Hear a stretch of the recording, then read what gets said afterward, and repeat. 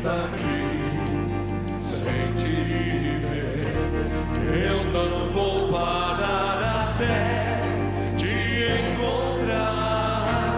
O meu coração me trouxe até aqui. Tenho sede, então vem me saciar. Eu não vou sair daqui sem te ver. Eu não vou parar até te encontrar. O meu coração me trouxe até aqui. Tenho sede, então vem me saciar. Rasgue o céu, abre o mar mais uma vez.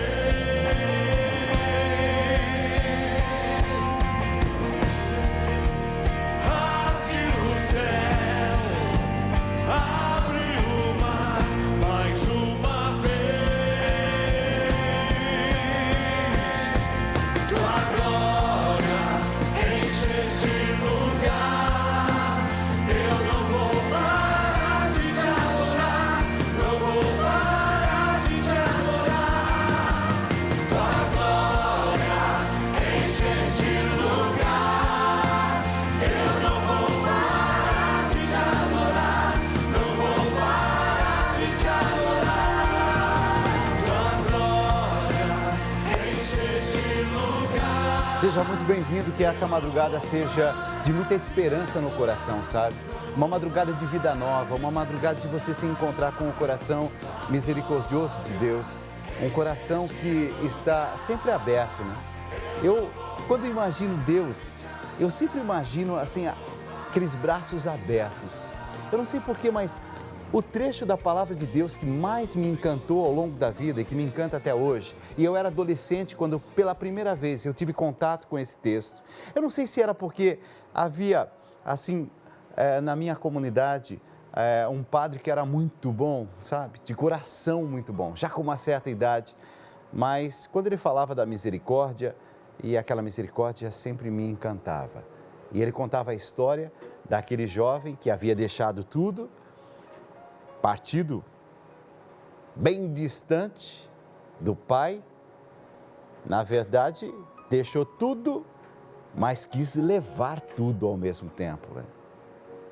E conta a história, no capítulo 15 do Evangelho de Lucas, que ele foi gastando tudo.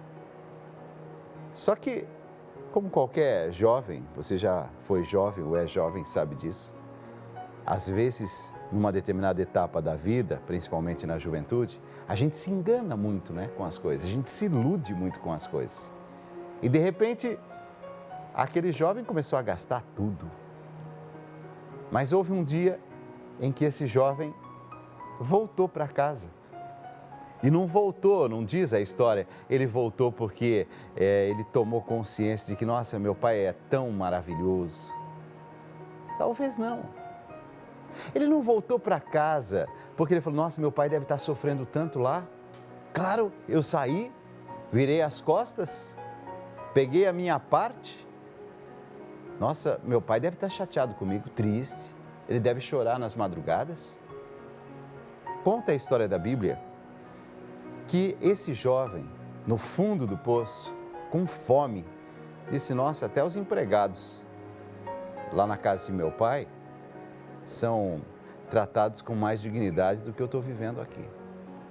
O que é que me chamou a atenção, eu com os meus 15, 16 anos de idade, é perceber que a intenção daquele moleque que voltou para os braços do pai nem era das melhores.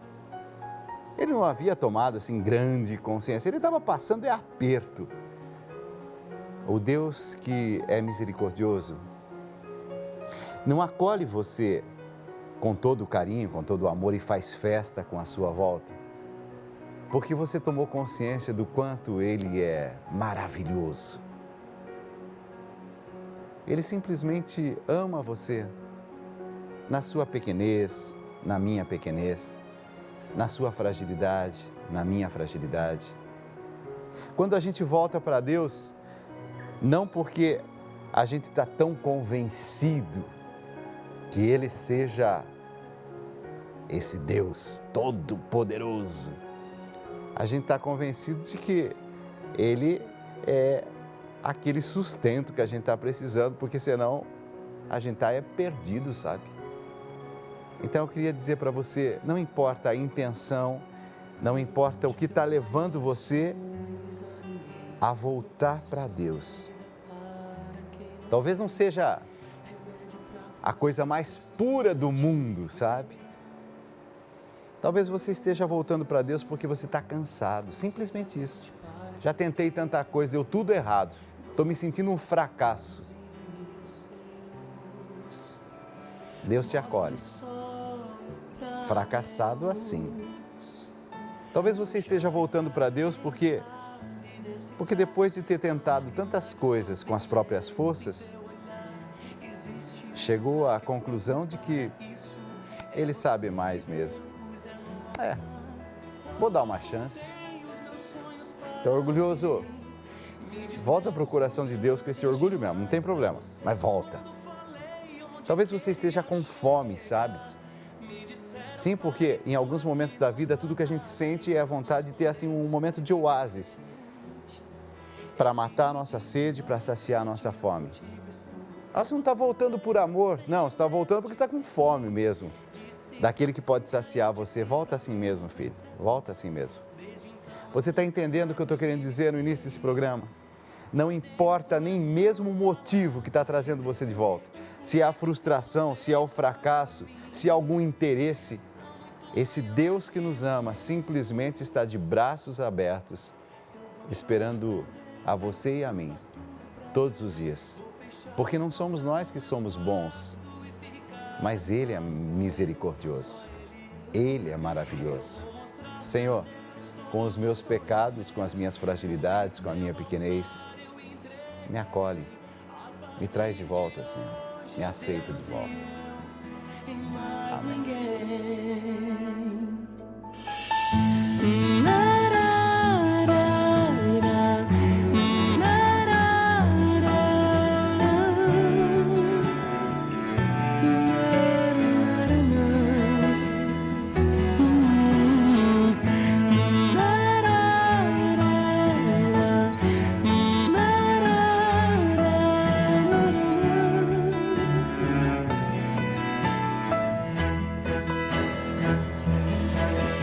Chorar pra Deus, vou contar tudo pra Deus. Vou fechar a porta do meu quarto e ficar a sós com Deus, só Ele e eu. Eu vou mostrar pra Deus todos os sonhos meus. Olha a notícia que está na revista Exame. Suicídio mata mais policiais do que os confrontos durante o trabalho. Ô, gente, não tem madrugada que eu não tenha aqui algum relato de alguém que está pensando em terminar com a própria vida. Eu não tinha a mínima noção 3 anos atrás, quando esse programa não existia ainda, que isso fosse tão grave, tão forte. Assim como eu também não tinha a mínima noção que a violência que os policiais estão expostos tem esse efeito psicológico tão grave. Só para você ter uma ideia, em 2018, 104 policiais cometeram suicídio. Número maior do que o número de mortos durante o horário de trabalho. 87 casos. E segundo a pesquisadora do Fórum Brasileiro de Segurança Pública, ela se chama Cristina Neme. Os policiais passam pelas mesmas dificuldades de outras pessoas. Mas no caso do policial, esses problemas estão associados a esse estresse psicológico relacionados à profissão. Eu sei que talvez alguém esteja agora querendo até debater um pouco. Não, mas também tem o outro lado da Alcides. Tem muita violência da parte dos policiais, disso, daquilo. Não é essa a minha discussão nesse momento. Eu só quero dizer que o suicídio atinge policiais, o suicídio atinge médicos, o suicídio atinge adolescentes, Só que é um tema que a gente não quer tocar muito no assunto, né? Parece que é um tema que a gente tem um certo tabu. Tanto assim que, trazendo esse tema para o meu programa, em alguns momentos, algumas pessoas me escrevem: Dalcides, será que isso não desperta mais ainda, não incentiva falando sobre esse tema? Eu já passei dessa fase de ficar com receio disso, minha gente. Porque eu fui estudar esse tema e descobri que o que leva cada vez mais as pessoas acharem que a solução é essa, muitas vezes é a falta de quem toque nesse assunto, de quem esteja disposto a ouvir, de quem esteja disposto a acolher. Então, esse programa aqui, eu quero levar isso muito a sério. Eu quero enfrentar essa temática com a seriedade que ela merece. Vamos à nossa mensagem.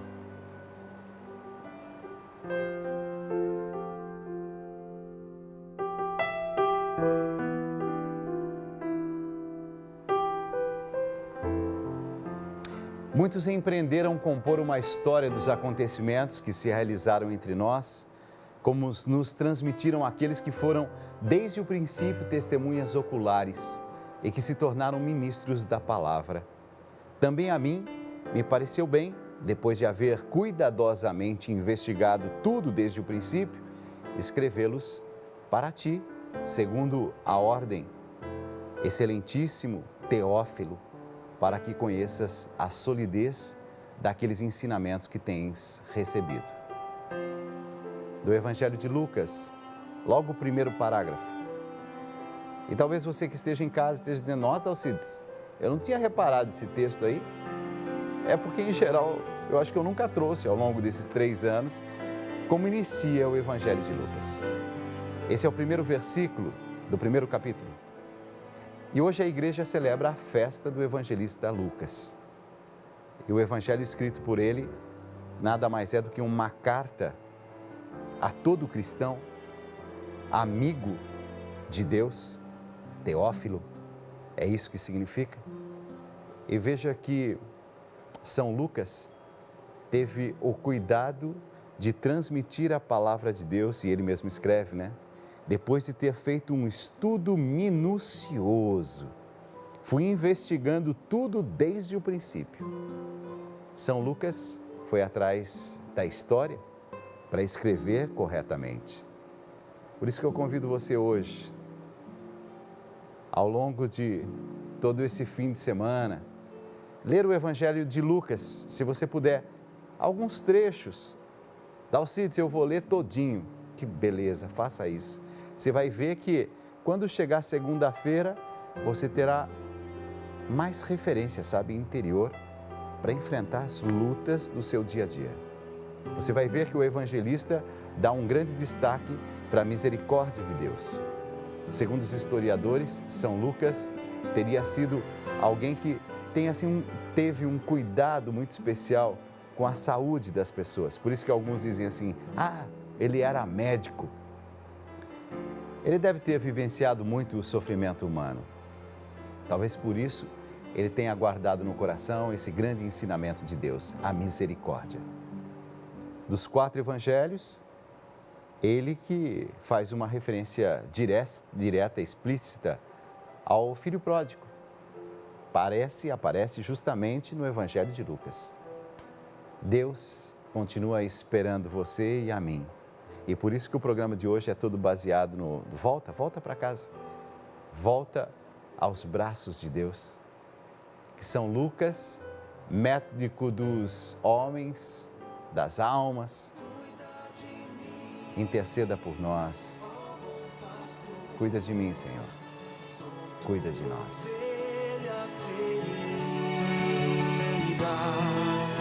Cuida de mim, ó bom pastor, vem renovar minha vida, leva-me a descansar, leva-me a descansar.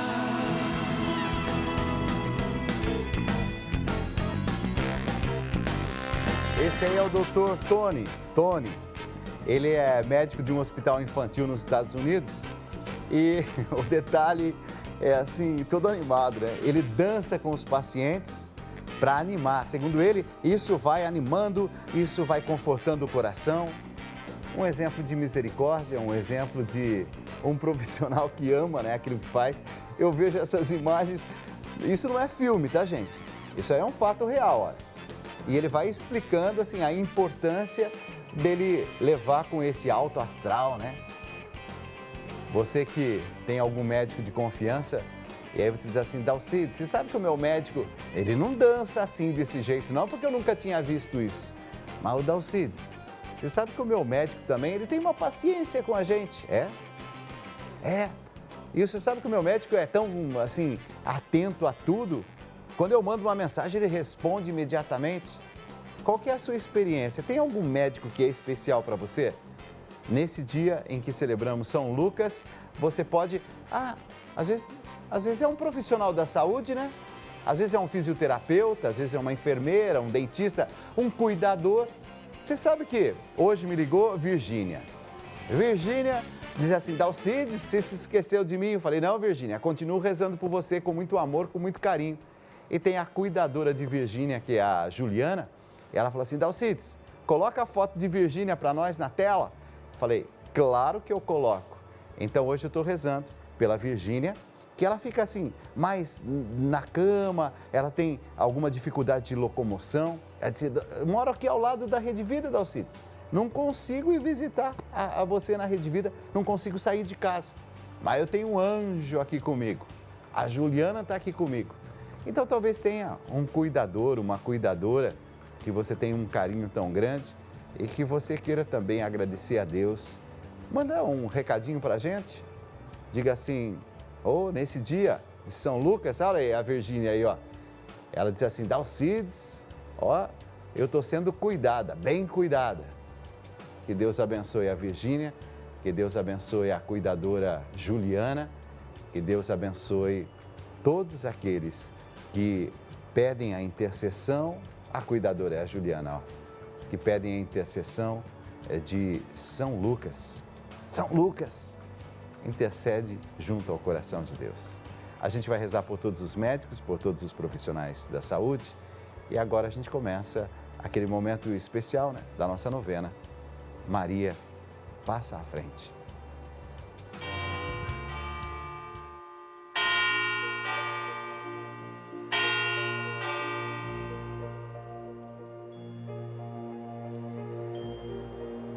Eu quero nesse momento fazer uma pequena meditação, terceiro mistério luminoso, o anúncio do reino de Deus. Jesus mudou a história do mundo com suas palavras e ações. E ele mostrou que um mundo novo é possível, mas que toda transformação tem que começar no interior de cada ser humano. Tanto assim que o próprio Jesus disse, a maldade não vem de fora, não. A maldade sai do coração humano. Vamos pedir pela transformação do nosso mundo? Para que sejamos pessoas boas, sabe? É isso que eu gostaria, que a gente formasse um exército entre nós, mas um exército da paz, de pessoas boas, de coração bom. Pai nosso, que estais nos céus, santificado seja o vosso nome, venha a nós o vosso reino, seja feita a vossa vontade, assim na terra como nos céus. O pão nosso de cada dia nos dai hoje. Perdoai-nos as nossas ofensas, assim como nós perdoamos a quem nos tem ofendido. E não nos deixeis cair em tentação, mas livrai-nos do mal. Amém. Pedindo a proteção de Nossa Senhora, na nossa fé católica. Ave Maria, cheia de graça, o Senhor é convosco. Bendita sois vós entre as mulheres, e bendito é o fruto do vosso ventre, Jesus. Santa Maria, Mãe de Deus, rogai por nós, pecadores, agora e na hora de nossa morte. Amém. Virgem das dores, tua dor é nossa luz.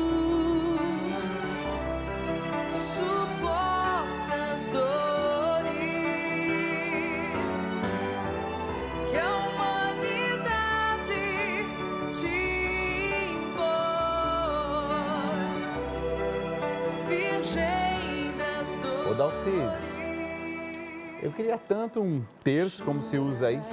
Vamos fazer o seguinte, esse terço aqui, gente, ele é muito especial porque ele tem aqui, ó, anjo da guarda. Olha que lindo. E eu queria que você que está em casa agora, você quer esse terço com essa imagem do anjo da guarda? E até abre aqui, né? Natanzinho está me dizendo, Dalcides, pode abrir. Ó, se abre aqui, ó, você coloca nome de alguém, nome, às vezes, do seu filho, a foto, pronto.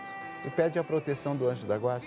Você quer esse terço de presente? Vamos fazer o seguinte, se você quiser esse terço de presente, nós estamos hoje dando esse terço de presente para aquele que ligar 0 operadora 11 4200 8080. Se você ligar agora, você poderá concorrer no finalzinho desse programa, fazer um sorteio e esse terço aqui já não vai ser mais meu, não. Só que, ó, é um terço que vai chegar só, é um terço que vai ser usado, porque eu estou usando ao longo de todo o programa.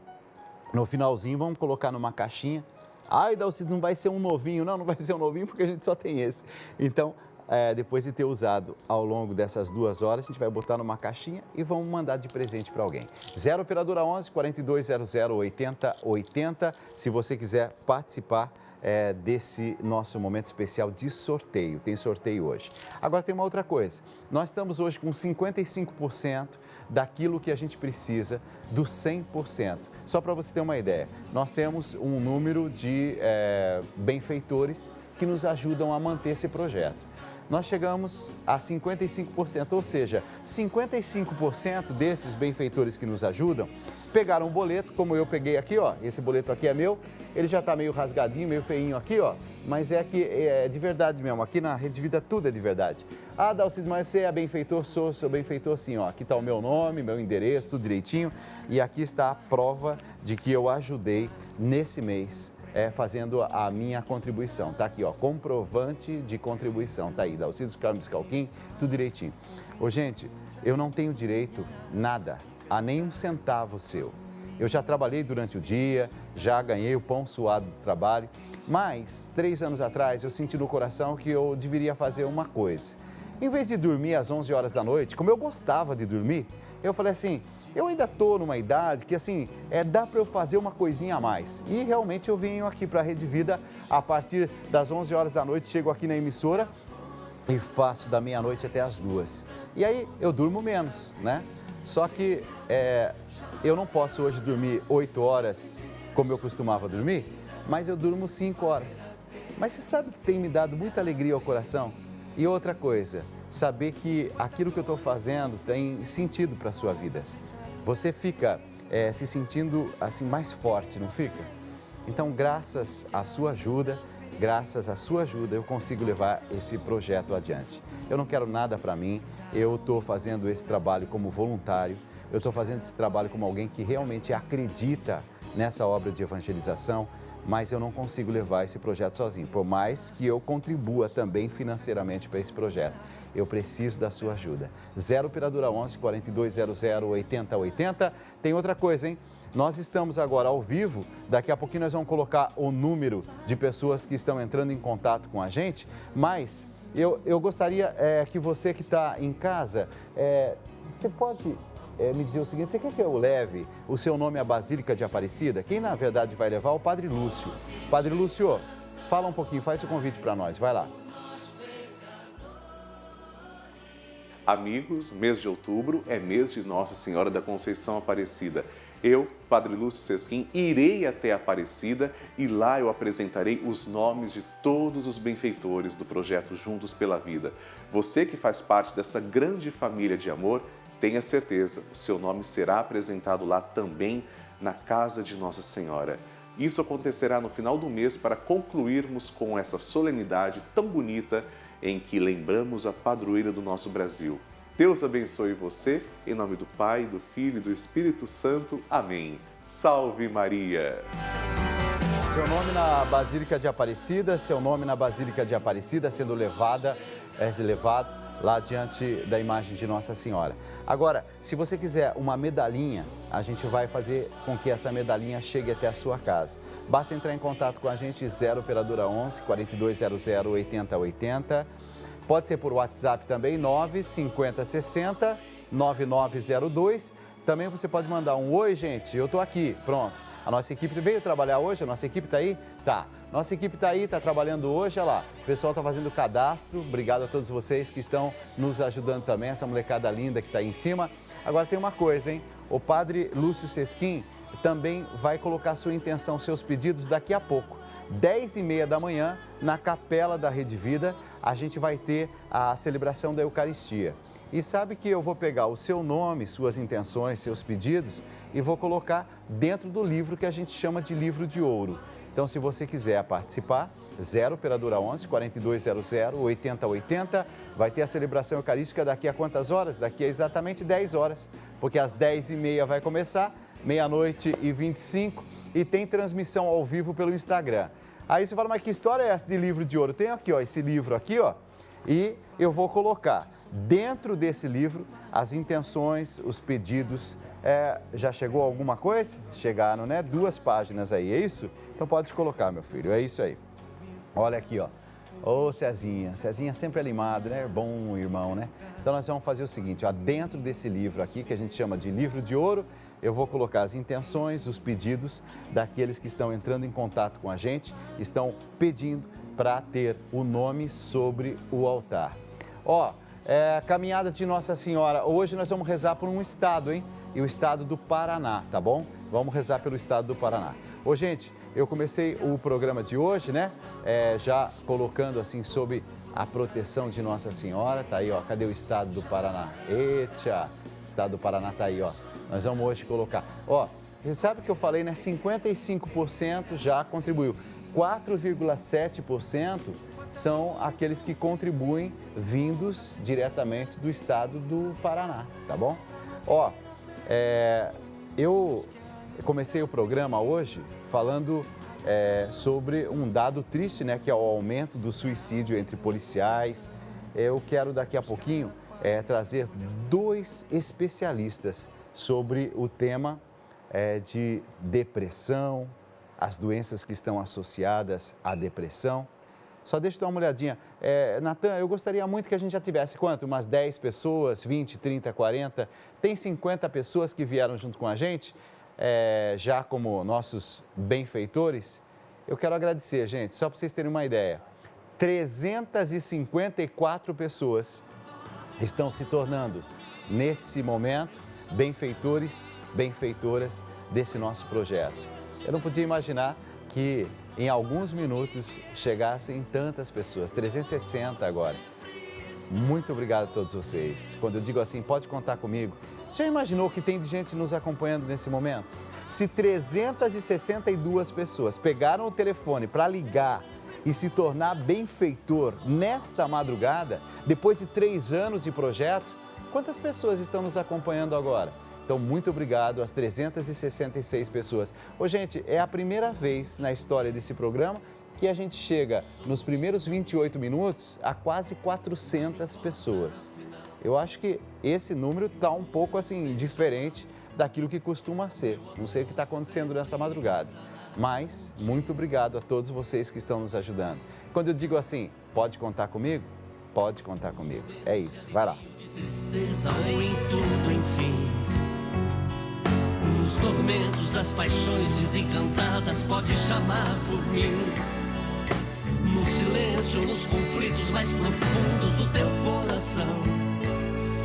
E até mesmo nos abismos mais sombrios, na escuridão. Na escuridão. Está percebendo uma coisa que eu mostro umas imagens do pessoal que trabalha comigo? É porque esse trabalho, ele não é feito só por mim, sabe? Eu tenho a alegria de poder compartilhar com esses meus irmãos. Olha aí, ó, o pessoal que está lá em cima também, ó, participando, trabalhando. Obrigado a todos vocês, viu? Todos vocês. Estamos com 385 pessoas, são mais 15 pessoas que vão chegar e nós vamos chegar a 400 pessoas se tornando benfeitores desse projeto nesses primeiros minutos. Muito obrigado a todos vocês. Pode ter certeza de uma coisa, hein? Eu vou estar aqui ao longo dessas 2 horas para ser companhia para você. Essa música linda é de Silvio Brito.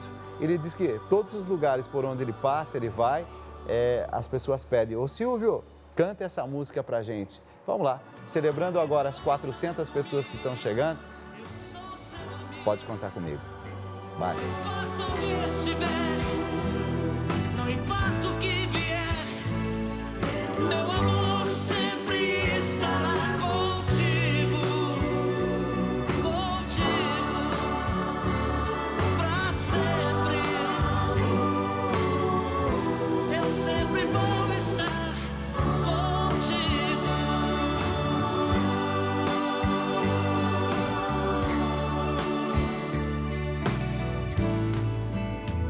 Conta comigo, eu sou seu amigo.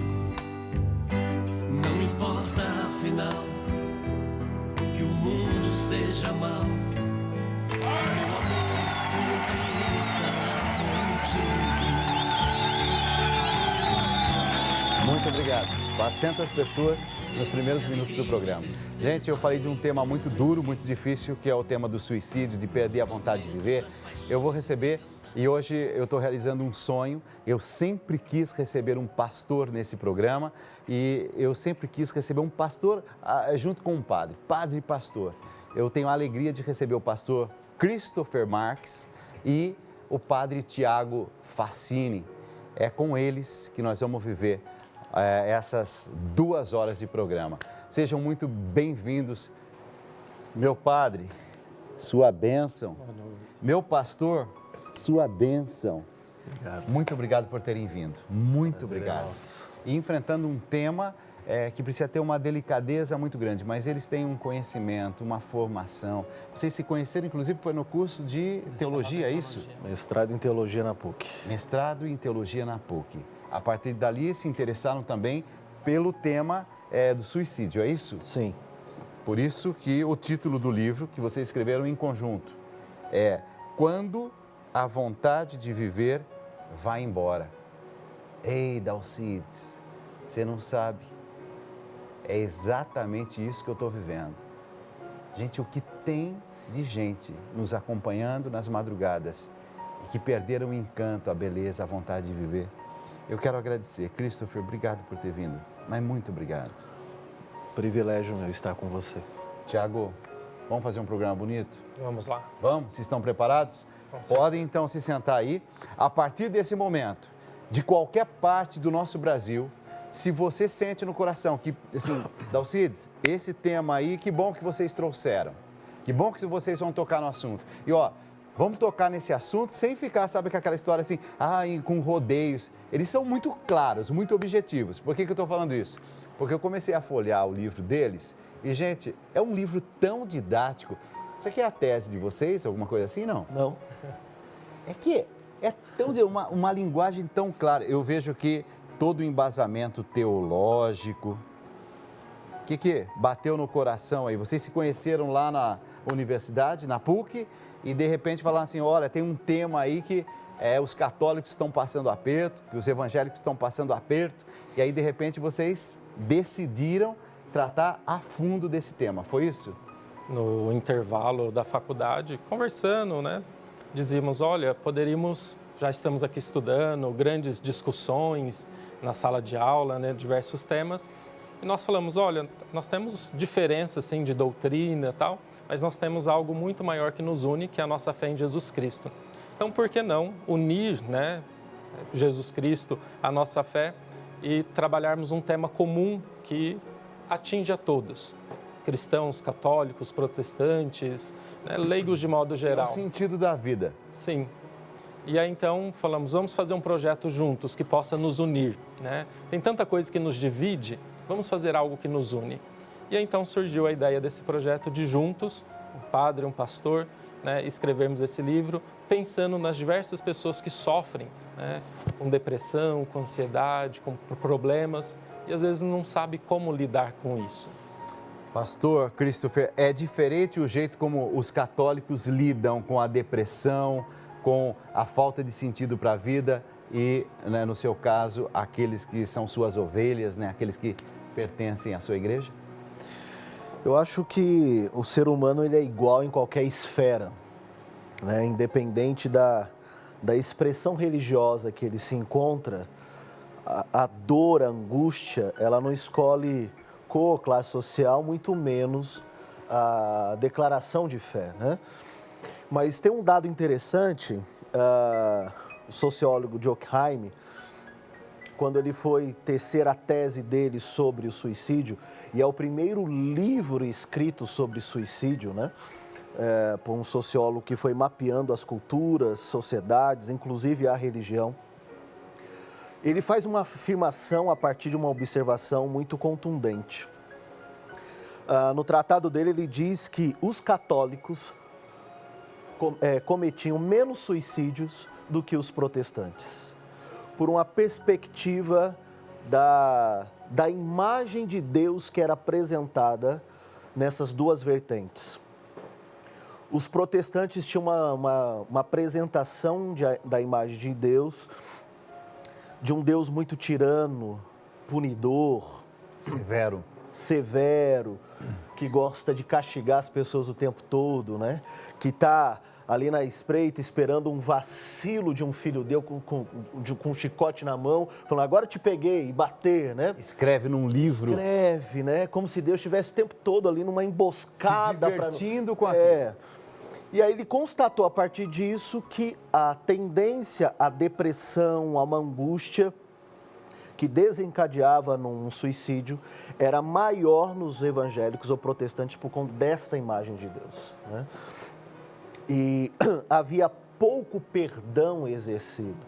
Então, a manutenção da culpa na religião via protestante era muito maior do que na vertente católica, pelo olhar de Durkheim. Eu fiz essa pergunta e, nossa, não sabia da profundidade, né, com que o pastor Christopher iria responder, mas uma coisa me inquieta, sabe? Na minha experiência, eu tenho hoje 52 anos. Na minha experiência de vida, eu tenho percebido uma coisa. Em alguns momentos, a fé, seja o protestante, seja o evangélico, seja o católico, seja, né, a sua denominação religiosa, a fé faz uma diferença na vida das pessoas que estão em busca de um sentido a mais, de superar uma doença, muitas vezes como uma síndrome do pânico, uma depressão, aquela doença que está te isolando. De repente, o fator fé, ele é decisivo. Padre, não sei se a sua experiência pastoral se confirma isso, mas a minha experiência de vida realmente, assim, eu vejo o que a fé faz na vida das pessoas. Sem dúvida. E a gente percebe isso quando vai fazer uma visita no hospital para um enfermo, né, fazer a unção dos enfermos. Às vezes a gente chega e diz, olha, a família comentou que já está em fase terminal. O que eu vou dizer? E às vezes você chega lá, você encontra uma pessoa tão serena, tão tranquila, e ao invés da gente confortar aquela pessoa que nos conforta. Porque tamanha é a fé, tamanha é a segurança, a confiança em Deus, né? Então, tem muitas coisas que nós não conseguimos explicar humanamente, cientificamente, mas a fé, com certeza, né, toca todas as realidades. Vamos ao primeiro caso que eles vão responder.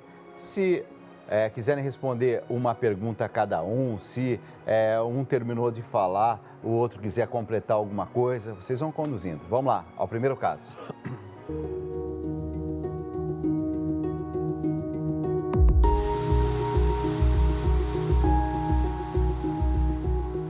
Passei por muitos problemas de saúde no ano passado e fiquei quase à beira da morte. Foi um ano muito difícil e quando finalmente melhorei e parecia que tudo ia se acalmar, recebo numa noite um telefonema do meu genro, dizendo que minha filha havia se enforcado. Ela era muito nova e estamos ainda muito abalados com tudo. Por que Deus está colocando tantas provas na minha família? Eu não aguento mais.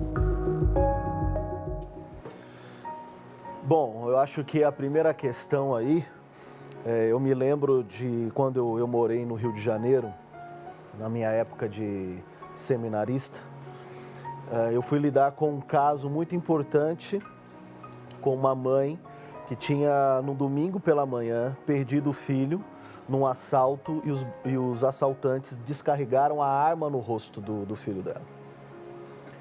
E aí eu fui lá ajudar essa família e lidando com aquilo que diante de uma dor dessas a gente não tem muito o que dizer. Mas uma coisa que me veio à mente, que eu pude dizer, que entra exatamente nessa fala é que Deus não tem nada a ver com isso. Então, geralmente, as pessoas falam, por que Deus está me colocando à prova, né?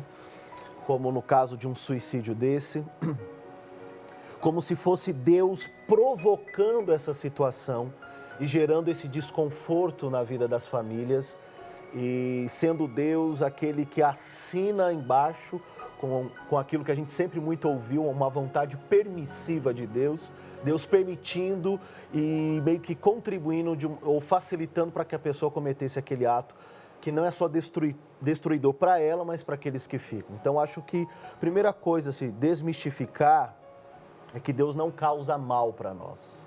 Então, Deus não levou alguém a cometer suicídio ou não está tratando a família por conta disso. Agora, segundo a Organização Mundial de Saúde, uma pessoa que comete suicídio, 100 pessoas é afetada por conta disso. 100 pessoas à volta. Direta e indiretamente. Direta e indiretamente. Então, aí não é um caso só da família, mas de pessoas que ouviram falar dessa pessoa ou conviveram de alguma forma também são afetadas, né? Então, o impacto de um suicídio é muito grande. Então, falta para nós, às vezes, principalmente religiosos, ferramentas, repertório, amparo de como lidar com aqueles que ficam, porque aqueles que ficam, às vezes, é irrecuperável a questão emocional e espiritual, porque fica a pergunta, onde nós falhamos? Essa pessoa comeu com a gente hoje de manhã, ontem jantamos, ontem sorrimos, agora à tarde ou agora à noite tirou a vida. Onde nós erramos que a gente não percebeu a dor, a angústia? Por que a gente não percebeu?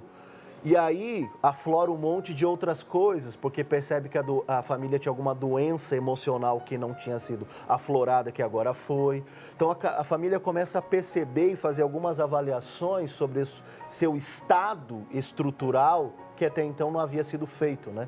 Então requer para nós agora, principalmente religiosos, né, gente que está lidando com as pessoas o tempo todo, esse tipo de tato, né? O psicanalista Jung, pós-freudiano, ele dizia que nós devemos dominar todas as teorias, todas as técnicas, temos um monte de repertório, mas quando lidarmos com uma alma humana, sejamos tão somente uma outra alma humana. Lindo. Padre, dentro dessa temática, né, que o pastor Christopher está colocando, dentro da nossa igreja, a gente teve uma mudança radical no entendimento do suicídio. Tanto assim que até a década de 50, 60, nem se celebrava a missa, por exemplo, de corpo presente e tudo mais. Havia um pé atrás, né? Como uma coisa, essa pessoa, assim, não foi grata ao dom da vida que Deus ofereceu. Hoje a compreensão da igreja é completamente diferente e graças também ao conhecimento da ciência, do entendimento psicológico do ser humano, que é que mudou nisso. Sem dúvida. O pensamento da igreja, muitas vezes, é o pensamento da época, né? Então, à medida que a psicologia vai descobrindo, né, essas novas estudos, né, a igreja também vai evoluindo no seu pensamento. E, de fato, né, a pessoa já estava excomungada se cometesse suicídio. O padre não podia nem fazer as exéquias. Hoje a igreja pensa assim, diz, olha, para uma pessoa tirar a vida, imagina o sofrimento que ela está passando, imagina a dor, né, a ponto de levá-la, né? Então, quem somos nós para julgar? Porque só Deus conhece o seu coração, né? E é importante, diante disso também, nós, enquanto igreja, trabalharmos a questão do sofrimento. Porque muitas vezes se prega que você tem que ser feliz o tempo todo. Mas se nós formos olhar as páginas do Evangelho, lá nós vamos encontrar Jesus dizendo, quer me seguir? Tome sua cruz e me siga. Eu vos envio como cordeiro no meio de lobos. Ora, Jesus sabia que a nossa vida não seria fácil, que nós teríamos dificuldades, sim, assim como Ele teve, né? E muitas vezes nós pregamos uma igreja que Deus vai curar tudo, que Deus vai libertar tudo, e não preparamos as pessoas para lidar com o sofrimento, né? Eu acho que nós precisamos olhar e trazer mais as pessoas para a realidade. Tem um trecho do livro de vocês que diz assim, acho que diz assim, o sofrimento faz parte. Sim. Não é? É a tomada de consciência, aqui ó, sofrer faz parte, o sofrer faz parte. É a página 53, o sofrer faz parte. Eu acho que isso é o que mais está faltando no mundo de hoje, sabe? A gente entender o sofrimento como fazendo parte da vida. Eu não sei, dá a impressão, não sei se essa história de rede social, a gente só coloca o melhor, tá todo mundo sorrindo, todo mundo fazendo festa, todo mundo viajando, não sei para onde. É uma coisa um pouco irreal, né? O dia a dia, sabe? Eu acordar de manhã e falar, ai meu Deus do céu, quantas dificuldades que eu estou vivendo e tem mais um dia. Essa ideia, foi esse o sentido de vocês colocarem no capítulo 3, o sofrer faz parte? Sim. Eu costumo muito andar de metrô em São Paulo, né? Então, às vezes eu entro no metrô e fico olhando aquele rosto daquele povo, né? Às vezes tem que acordar de madrugada e etc. E então, se coloca, a gente tem que ser feliz a todo momento, né? E às vezes as pessoas perdem o sentido da vida porque olha para a sua realidade e diz, não é assim. Eu tenho que acordar todo dia, etc. E olha para a sua realidade e diz até onde, né? Até onde? Todo dia nasce gente, todo dia morre gente, então olha para essa realidade e não vê sentido na vida. E aí que a fé nos ajuda, né? A fé nos ajuda a dizer, não é mais um dia, mas a fé é uma nova chance, esse dia é uma nova chance, uma nova oportunidade que Deus está te dando para ser melhor, que Deus está te dando para amar mais, né? Porque nós vamos construindo aqui, né, aquilo que nós queremos, que é a eternidade, né? Ó, uma madrugada especial, recebendo 2 convidados, o padre Tiago Fassini, que é lá de Barretos, é Barretos, né? É isso? Isso. Ótimo, lá de Barretos, e a alegria de receber o pastor Christopher Marques, que é aqui de São Paulo. Eu estou aqui com uma dúvida na minha cabeça. Quando o pastor chegou aqui, eu disse assim, pastor, desse livro aqui maravilhoso que eu estou folheando aqui, nossa, vocês falam de personagens bíblicos. Fala um que tem a ver com essa história de quando a vontade de viver vai embora. Mas ele foi tão rápido. Ele falou assim, Elias. Eu estou tentando, eu conheço um pouquinho a história de Elias, mas eu estou tentando entender. Por que Elias tocou seu coração? Por que a história de Elias foi importante para você? Pegando a linha do amigo Padre Tiago, sobre essa importância de sofrer, que sofrer faz parte, para emendar aí com a história de Elias, o sofrimento é um recurso pedagógico de Deus para, perdoe-me até a expressão, pode ser um pouco chula, mas é um recurso para não nos deixar abobados ou idiotizados, porque a gente vive nessa cultura da felicidade e a religião, ela foi coaptada por esse discurso de que quer promover felicidade nas pessoas o tempo todo. O tempo todo. Só falta daqui a pouco as igrejas criarem, né, independente se é católico ou protestante, o tipo de Jesus fitness, né? Vem aqui que você tem corpo sarado, aqui é tudo muito bom, né? Esse marketing existencial que a igreja cria, a religião cria a partir de um discurso religioso, de promover um bem-estar, que no dia a dia isso não acontece, né? A pessoa tem que levantar cedo, pagar conta, sofre a pressão de um transporte, de um trânsito, é maltratada, a sua dignidade é roubada. E aí, às vezes, o nosso discurso religioso, a apresentação de um Jesus sofredor, que foi abandonado numa cruz pelo próprio Pai, está divorciado ou distanciado da realidade dessas pessoas. Então, quando pega, por exemplo, a ideia de Elias, em 1 Reis 19, a partir do verso 4, ele vem de um histórico de acontecimentos que o levou a um esgotamento, de confrontos com reis, né, com Acabe, Jezabel, entre outras situações. E ele chega naquele momento, ele faz uma avaliação da sua vida, ele diz assim, Senhor, estou aqui no meio desse deserto, sentado debaixo de um pé de uma giesta, de uma árvore, e eu não sou melhor do que os meus antepassados. E essas expressões de Elias são importantes. E ele diz assim, agora então tira a minha vida. Ele pede para morrer. Pede para morrer, tira a minha vida. Aí o que a gente tem nessa passagem? Primeiro, um esgotamento. O profeta, que é considerado um dos maiores profetas do Antigo Testamento, vem de várias atividades que a gente poderia chamar ministerial ou sacerdotal, que é o que a gente tem hoje, né? A síndrome de burnout, que São pessoas esgotadas no seu trabalho, que chega um ponto que o problema não é a fé delas, não é Deus, é o estado psíquico dela que o gerou tamanho esgotamento que reflete na vida espiritual. Porque nós somos seres integrais, não há divisão da alma, da mente, né, da razão e do corpo. As três coisas caminham juntas. Então, quando uma delas está desajustada, afeta a integralidade, que é o caso de Elias. Que uma pessoa que passa uma semana sem dormir, virada, ela vai deixar de acreditar em Deus. Ela vai achar que a vida dela está ruim, porque é uma questão de esgotamento físico. Outra questão de Elias é a comparação. Ele tem como referência seus antepassados, talvez de gente de muito sucesso, de êxito, de conquistas, de gente impecável na sua relação com o sagrado, de gente que sempre cumpriu muito bem a vida com Deus. Agora ele olha para si, jogado no deserto, e diz: caramba, eu não consegui chegar no nível que os meus antepassados construíram de uma vida com Deus. Então eu não tenho valor nenhum. Para que viver? Então o problema nosso às vezes também está na comparação.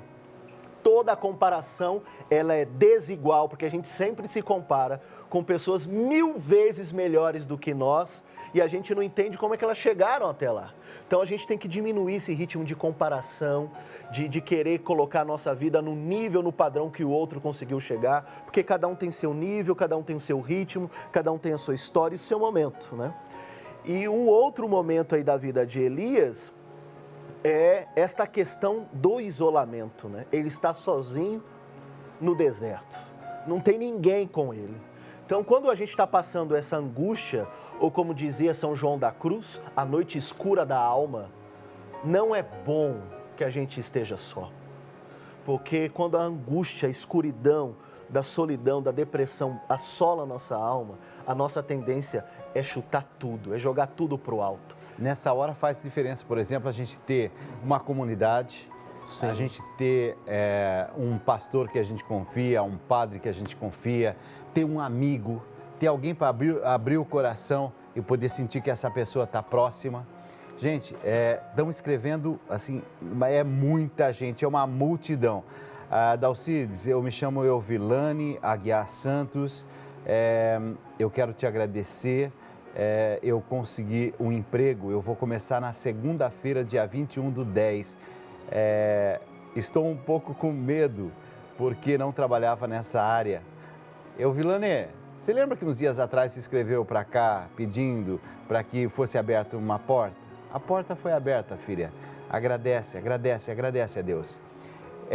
Ela brincou, o filho brincou com a gente ao telefone, lembra? Ganhou presente e ela estava toda ansiosa. Agora, chegou a oportunidade, chegou o momento. Tudo vai dar certo, filha. E você vai sentir uma paz no coração, uma alegria no coração. Que bom que você conseguiu o seu emprego. Hoje nós vamos rezar em ação de graças. Idelar Maltauro. Dalcides, reza por mim. Eu estou passando por um momento difícil na saúde financeira, estou com depressão, é o tema que nós estamos falando hoje, hein? Fica bem atento. Idelar. A Maria Luciene, preciso de oração, meu irmão está com um surto de esquizofrenia, ele está muito agressivo, reza, Dalcides, para que ele aceite tomar o medicamento. Você sabe que isso é fundamental, né? O que eu já vi de destruição em lares, onde essa pessoa que está adoentada, ela não aceita tomar medicamento, é impressionante, gente. Eu não sei porquê, não sei assim, se é uma impressão minha, mas a gente não fica assim enrolando quando, tô com o meu fígado não sei o quê. Corre lá na farmácia, compra o seu medicamento, pronto. Aí, Dalcides, eu fui ao médico, ele falou assim que eu estou com problema no coração. Estou começando a tomar meu remédio, tudo direitinho, não sei, todo dia, de manhãzinha, não sei o quê. Não é? Quando é questão emocional, eu não tomo remédio, imagina. Agora, aqui, ó, a Ivanice, peço oração pelo meu sobrinho Vitor, de 14 anos, que está com depressão e pensamentos de suicídio. Ivanice, continua nesse momento, sabe, em sintonia com a gente, porque o programa de hoje está especial. Tem uma pergunta que acabou de chegar também, coloca aí, Natanzinho, vamos ver aí, deixa eu ver. Quem escreveu foi o José Luiz Faria. Por que a cruz para alguns é pesada e muito pesada, para outros talvez nem carrega a cruz. Eu tenho 62 anos e cada vez menos vontade de viver e indo para longe de Deus, muita vontade de morrer, porque Deus não atende nossos pedidos. É o José Luiz. E aí, o que é que vocês dizem para o José Luiz? Bom, e aí, meu padre? Cada pessoa lida, né, com as situações de maneira diferente. Viu que ele está se comparando, né? Pois é. Ele acha que para os outros está tudo indo bem. Para ele parece que Deus, né, tá assim olhando para, tá dando tudo errado. Porque a maneira com que a gente olha o problema também. Tem muitas pessoas que olham e veem o problema. Tem muitas pessoas que olham e veem uma oportunidade de mudança. E aqui eu me lembro então de Maria quando vai ao túmulo. Imagina. Fazia 3 dias que o mestre estava morto, ela então vai ungir, né, quer ungir o corpo do Senhor. Quando chega lá, olha a pedra removida, ela se desespera. E o anjo diz, estão procurando que ele não está mais aqui, ele ressuscitou. Mas percebo que ela está tão preocupada com o corpo que ela não consegue compreender o que o anjo diz. E aí, então ela vira, vê um homem, acha que é o jardineiro e diz, aonde colocaram o corpo dele? Me diz que eu vou buscar. E aí Jesus diz, Maria. Percebam que Jesus estava na frente dela, ressuscitado, mas ela estava tão preocupada com o problema que ela não conseguia reconhecer o mestre. Ela não viu a solução, né? Que a ressurreição era a resposta de superação à morte. E ela estava tão focada na morte que ela queria ver onde é que está o corpo para eu trazer aqui de volta. Acho que roubaram. Maria. Então, Nunca às tinha vezes, pensado desse jeito, padre. Jesus anda conosco. Às vezes ele está do nosso lado. Será que às vezes não é nós que precisamos abrir o olho e reconhecer? Focar menos no nosso problema e dizer, o problema está aqui. Né? Depende de mim, depende de quem, o que eu posso fazer? Né? E tem coisa que não depende nem da gente, nem de ninguém. A minha avó dizia, pronto, então aí já está resolvido. Não tem solução? Resolvido está. Às vezes a gente coloca sobre as costas da gente, eu estou falando isso, gente, desculpa ocupar um pouquinho, só mais, eu acho que é importante participar um pouquinho assim com experiência pessoal. Às vezes eu vejo alguém da minha família mesmo, alguém assim muito próximo a mim, sofrendo com uma situação. Eu tento me envolver, eu quero responder para essa pessoa, eu quero encontrar a solução. Só que eu estou aprendendo uma coisa. Gente, em alguns momentos a gente tem que só estar perto. Não é competência da gente resolver, porque se aquela pessoa não tomar alguma decisão em relação àquilo que ela está vivendo, por que eu estou falando isso? Porque tem gente que está me acompanhando agora, quem sabe assim, a vida está pesada porque você quer resolver os problemas da família inteira. E não é assim que a vida funciona. Às vezes a gente quer, fazer mais do que a gente pode.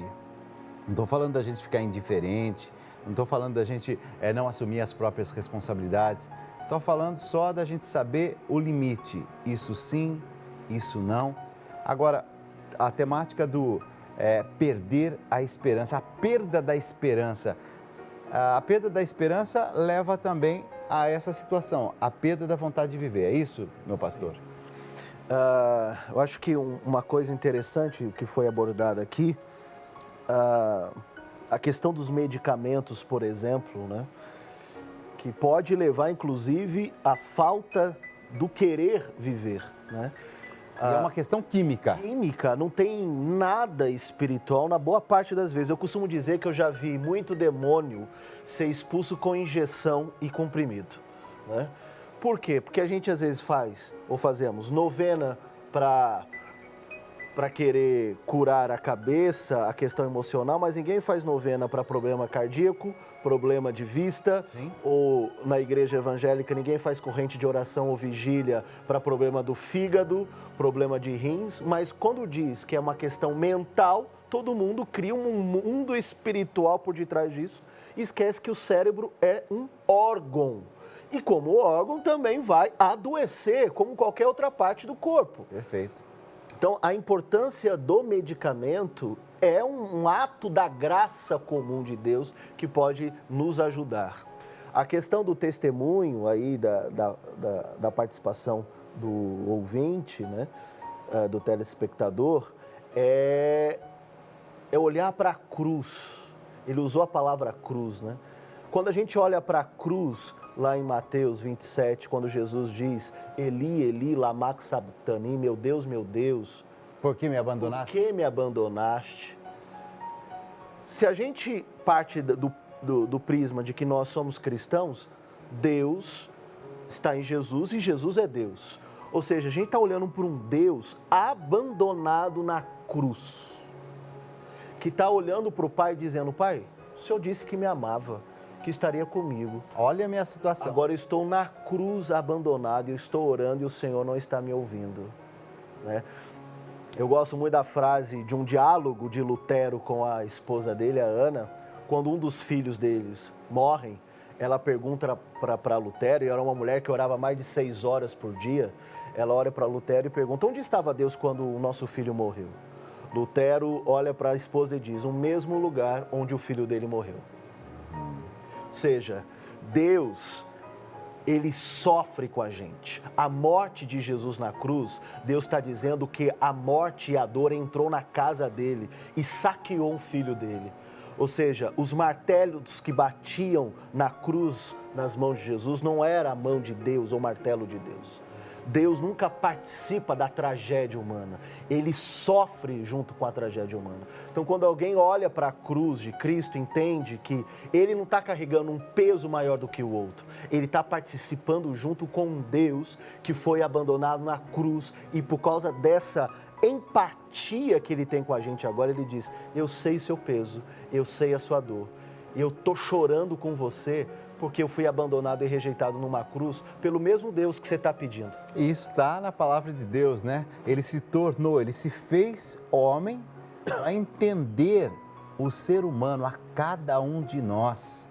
Ele sabe o que significa ser gente, né? Ele sabe o que significa a fragilidade, a dor, o abandono, o choro.